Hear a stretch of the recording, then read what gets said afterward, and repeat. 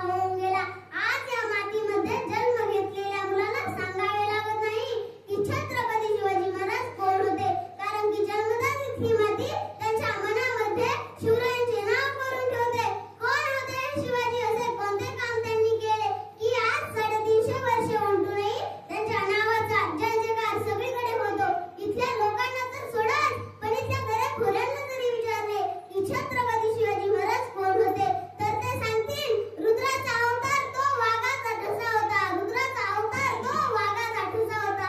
विचारा त्या सह्याद्रीला आणि विचारा त्या सागरी लहरींना, माझा शुभा कसा होता, माझा शुभा कसा होता। कोणे एके काळी आम्ही जनावरांसारखं जीवन जगत होतो। आमचा अन्नधान्यावर तर सोडाच, पण आमच्या देहावर देखील आमचा अधिकार नव्हता। अशात महाराष्ट्राचे मोठे नुकसान व्हायचे, मराठा सैनिक नाहक होऊन मारले जायचे। अशा या परिस्थितीत महाराष्ट्राच्या भूमीला हवा होता एक झंकार, झगमगता पेटता अंगार, आणि अखेर ती वेळ आली आणि सह्याद्रीची गर्जना झाली। फाल्गुन वैद्य तृतीया शके 1551 म्हणजे 19 फेब्रुवारी 1630 रोजी जिजाऊंची पुण्याई फळाला आली। जगाचा पोशिंदा जन्माला आला, माझा राजा जन्माला आला। गेल्या कित्येक वर्षापासून अंधारात पडणाऱ्या या भूमीवर जणू प्रकाशाचे किरण पसरू लागले। थोर तुमचे कर्म जिजाऊ, उपकार कधी न फिटणार, चंद्र सूर्य असेपर्यंत नाव तुमचे असणार।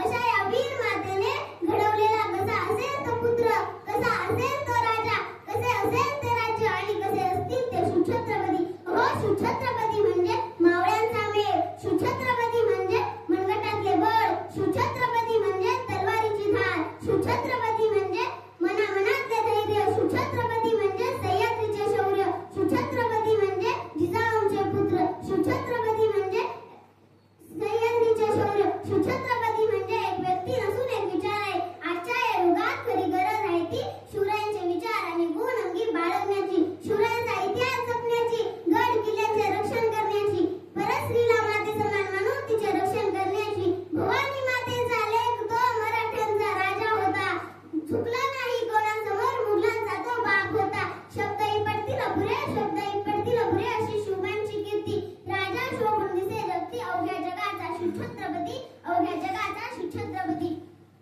आस्ते कदम, आस्ते कदम, महाराज, गणपती, गजाश्वपती, भूपती, प्रजापती, सुवर्णरत्न श्रीपती, अष्टावधान जागृत, अष्टप्रधान देष्टित, न्यायालंकार मंडित, शस्त्रास्त्र शास्त्र पारंगत, राजनीती धुरंधर, प्रौढ प्रताप पुरंदर, क्षत्रिय